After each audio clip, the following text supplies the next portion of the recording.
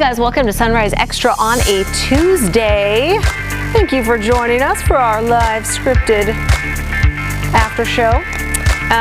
Today we are talking about more mandates from the Oregon governor regarding face masks and gatherings, because our case numbers, have been going up over the past 6 weeks. We're not as bad as other states. Boy, Florida, 15,000 cases in one day. Not good. So, starting tomorrow, Wednesday, you will have to start wearing masks outside in places that you can't physically distance from one another.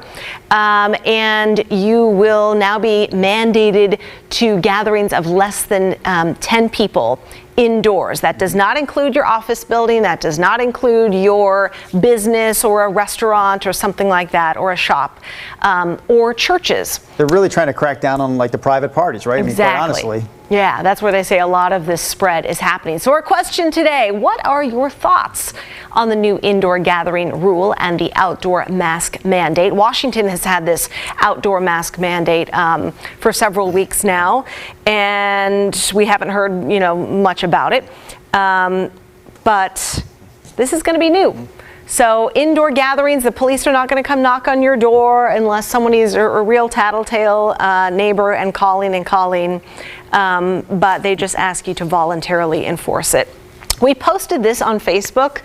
What was it? Maybe an hour ago or so. Saw that, all the response, right? Over 160 comments. A lot of them are this: recall Kate Brown. So I scrolled through those because we get it.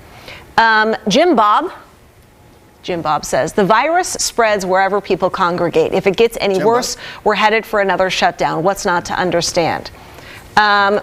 Slade says, hey, we just play ball. They had another tournament this weekend. It looks like his kids are in some type of little league or baseball team.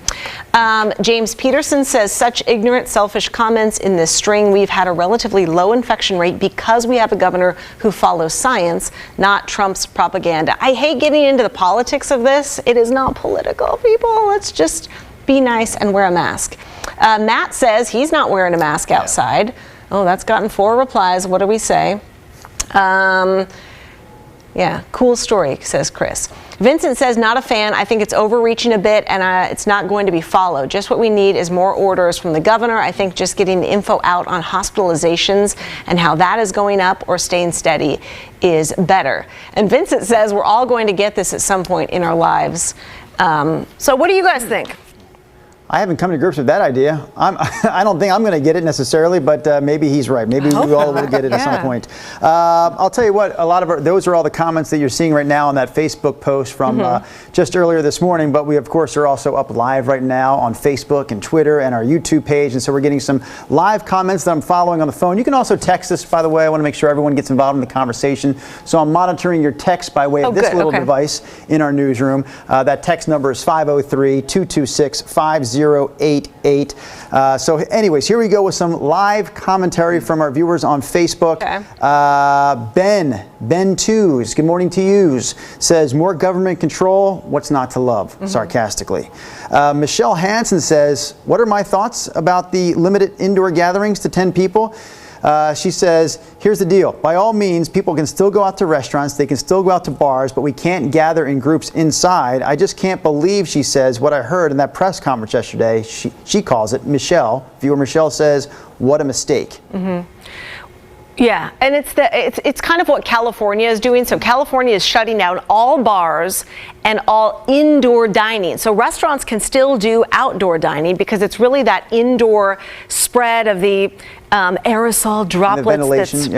That's really the cause of concern, and that's why. And I heard it again. I heard it even on the Lars Larson show yesterday. He had a medical expert saying, Lars was prompting him of what about all these protests?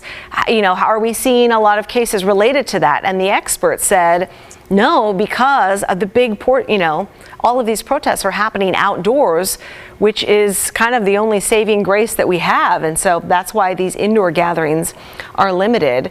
But yeah, California really going back, they're shutting down a lot of salons and gyms. People are rushing to get their hair done one last time because it's happening all over again. Yeah, it's not happening throughout the entire state of California, but you're right, a lot of places are already shutting down some of those businesses. Jeff Lucas, a regular contributor to the Sunrise Extra program on Facebook. What's up, Jeff? He asked a question right off the top here. Does the new rule mean that gyms have to close in Oregon? And I'll tell you, we actually got an answer. It's that basic answer you just gave me. But Rob Sutton, producer Rob, chiming in on the stream, answers Jeff's reply. Nicely done, Rob. He puts it pretty succinctly. Gyms can remain open, Rob says, under phased reopening. The indoor gatherings rule does not apply to private businesses, which Nina mentioned right off the top. He says, good reminder though, the indoor mask mandate does still apply at gyms. Yeah, they can stay open. You just have to wear your mask. Let's keep it that way, people. The more you wear your mask, the more we can, you know, curb this and just get it over with, you know, like let's just clamp down. I know that's what Mother Brenda would say if she was here and not off sleeping in right now. We don't have Brenda with us this morning, Rod and Nina, but we do have a viewer from Ireland. Ooh. How about that? Hey, Billy. An overseas viewer. Yeah, it is Billy. And Billy says, greetings from Ireland. And then he says, we could be facing another lockdown if people don't take this virus seriously.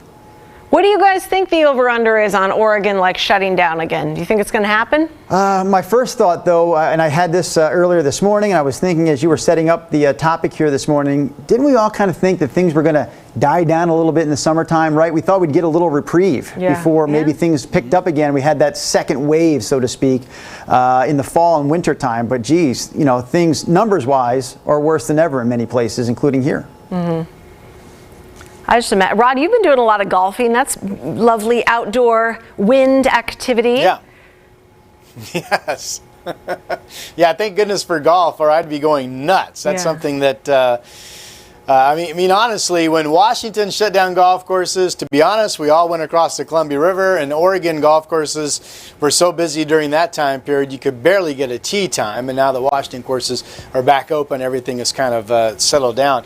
I will say, you know, in the places that I go out to and in my daily ventures, if you will, I mean, to me, the overwhelming majority, in fact, almost every single person that I see when I'm out and about, I feel like is doing what the government has asked us to do. So I'm a little surprised when I see so many, just because of my own experience, I'm a little surprised when I see so many comments and hear so much rhetoric about if we don't do this or we need to do that. And my point is I feel like most Americans are on board right now with doing what we've been asked to do. And you know, everywhere I go, I see people, you know, they whip out their masks, they put it on in the parking lot while they're walking, you know, to the building that they're going into. So you know, hopefully everybody's doing what they're being asked to do, and it's just a waiting game, and we'll get some good news on the horizon, we hope, right? Yeah.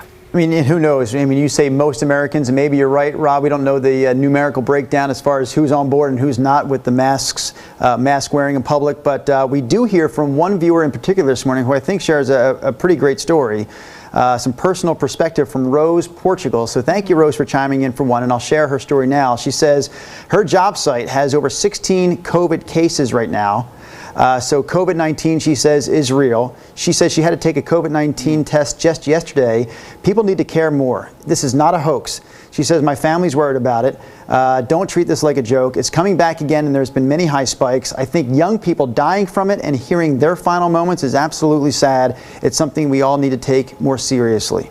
Did you guys hear that story in Arizona of that? He was like 30-something years old, and on his, I mean, the last thing that he said to the nurse was, you know, I thought this was a hoax and I didn't take it seriously. He went to one, there are these COVID parties where, you know, young people, my age and younger, are going to these parties to just see, with somebody that tested positive, to see if it really spreads or something like that, and to spread it around. And that guy went to one of those parties in Arizona and got it and died. Yeah, they basically know, they know somebody at the party has it, right? That's the jumping off point. So, hey, so-and-so has it, my buddy has it, let's all go party with him tonight and see how many of us get it. Yeah, to see if it's real. Yeah, to test the legitimacy of the disease or How the stupid. infectious disease. Yeah, it's crazy. And then that young person, like you said, 30 years old, died of it. We weren't hearing that for so many months, right? We would hear about the deaths, and I know a lot of people look at the every day those daily case numbers and those daily death counts, and typically you'll see 84-year-old person with underlying health conditions, 90-something-year-old person with underlying. We don't see like the younger groups of people, but we just had a 34-year-old. In the area who died. They were apparently, he was visiting Arizona perhaps when he picked up COVID-19 and came back, and he died from it at 34. We're starting to hear some more of those stories locally. We've been hearing those stories of young people dying from the disease throughout the country already for months. So it's real, and it's not just an old, fragile person's disease. That's why I've been going into our scripts in the morning, and I'll look up the ages of people, because we're just rattling off numbers like however many new cases, 4 new deaths. But I think that is the context that people really need to kind of get it in your brain that today or yesterday they had a 54-year-old, a 54, I think it was 63, and a 76-year-old. They all three were men. They all three had underlying conditions. We never are told what those are, but they're all three of those tested positive, and within like 3 days died. Some people died at their home, didn't know, and they tested positive post-mortem after death. And the other week, I remember last week, we had a was it a 40-some-year-old or a 50-some-year-old woman die with no underlying health conditions? I think she was 54, Nina. Yeah. And so, but no underlying conditions. It's real. That's young, 54.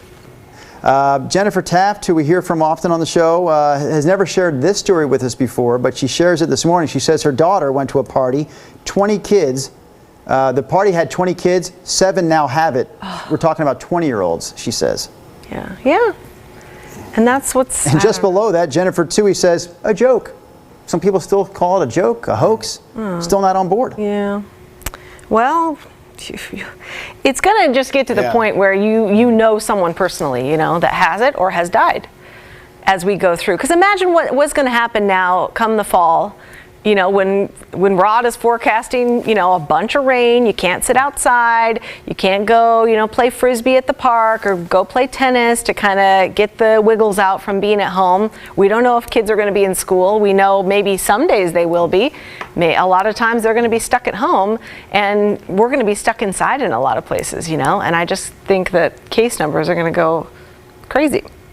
We have a viewer asking, is there an outdoor gathering limit right now? And Nina, you may have a better answer than I do. I know let me look it up. Well, it depends on the phases, number one. It depends on the phases, I'll say this much. Generally speaking now, it doesn't matter what phase you're in. If you are outdoors, you're required to wear a mask in public if you can't maintain that 6 feet of social distance between people. But I know this much for sure. These youth sports that are happening in the region right now, they're not happening in Multnomah, Washington, or Clackamas counties, because those 3 counties, the only ones still in phase 1.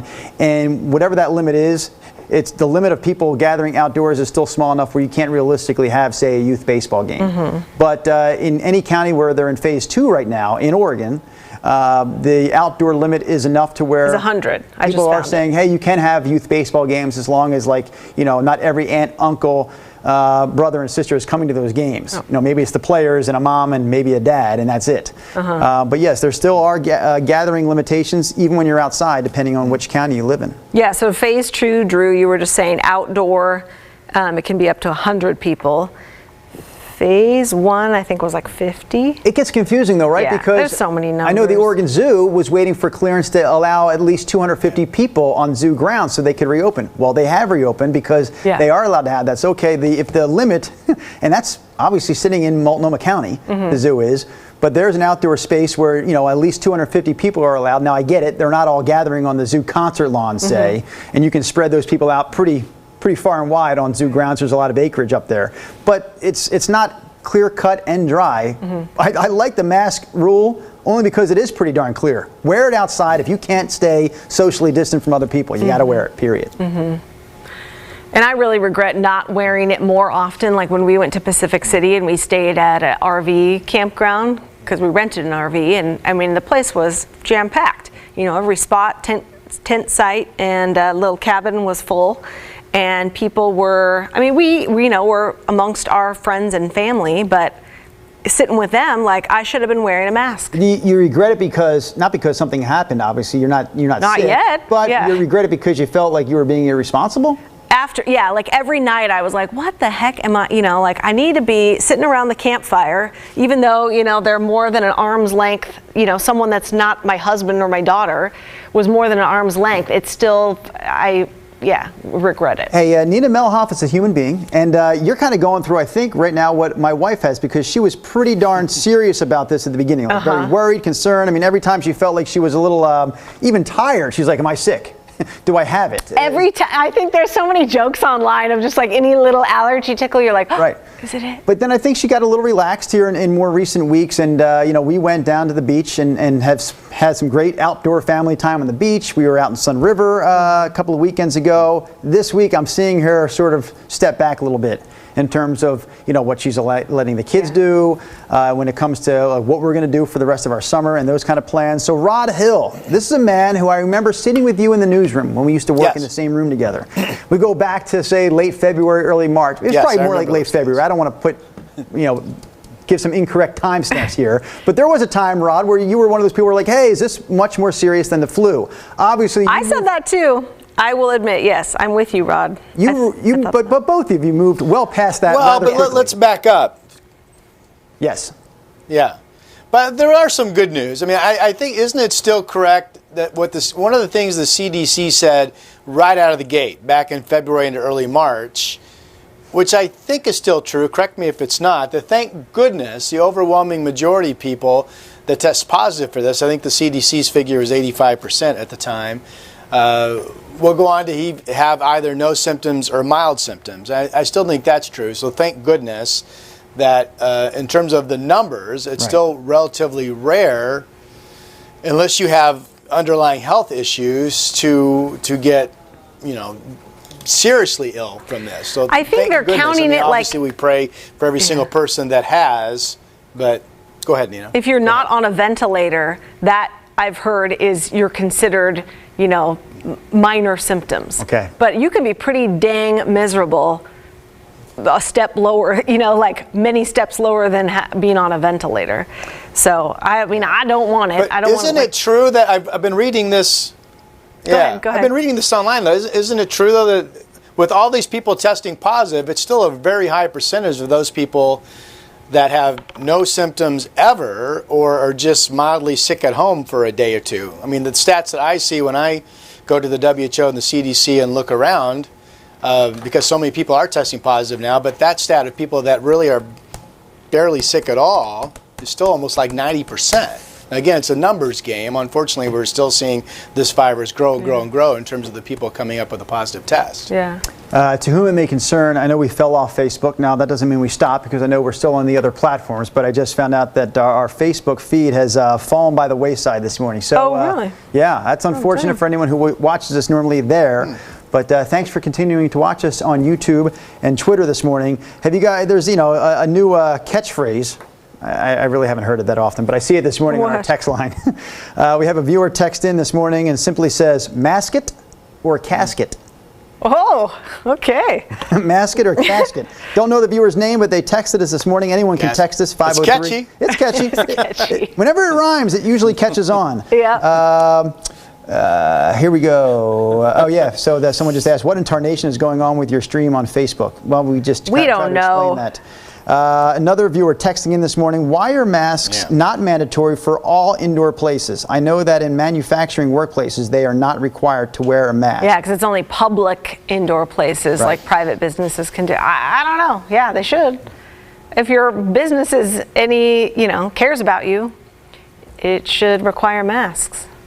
So I don't know. All right, you guys, what do you think? And we're winding it down. Rod already has his cup of coffee. What do you like right about now, Rod? After you get done with your weather duties, is there like a big breakfast buffet waiting for you in the kitchen? What happens there at the Hill House? My wife's been on this kick lately of making these breakfast burritos, which are fantastic. It's a great kick. All three of us love. I think that was the last thing we all did together. Is we went and got breakfast burritos together. Yep. What kind of meat, Rod? What kind of meat would most regularly be in that breakfast burrito? I'm imagining bacon, but maybe it's something else. No, you know, I'm kind of the outlier. My family generally doesn't eat a lot of meat, so often it's like a Morningstar brand or a vegetarian sausage that's in them. Okay. Yeah. I understand. Good for you. Unless occasionally I'll request, honey, put some ham in it, because I always have ham in the refrigerator for me. There's remember we went to that place downtown Portland right before the pandemic hit hard, and Rod, Nina, and I all went to a place where they serve a 3-meat burrito. I can't even think of the name of the place. The Penny Diner. Yeah. Right? No, it's not the Penny Diner. It's near where the Penny Diner used to be. No, it's across the street. It's called, oh gosh. Tomorrow on Sunrise Extra, I will mention the place that serves the 3-meat burrito. Is it something with clocks? It's something circle-y. Yeah, it's like gosh. I could probably, if you guys could fill time for 30 seconds, I'd find it. I don't know if you want to do that or not. This is riveting coverage, really. You don't have to do that. And if you if you don't like wearing a mask, it takes about 2 hours to eat one of those burritos. So that would get you out of wearing a mask for a couple hours. Ever. Man, I'm the worst typer ever.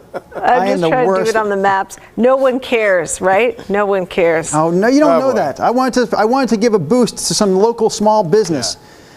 Darn it, I stink at searching on Google. Oh yeah. Hey, Drew and Nina. Yeah. What?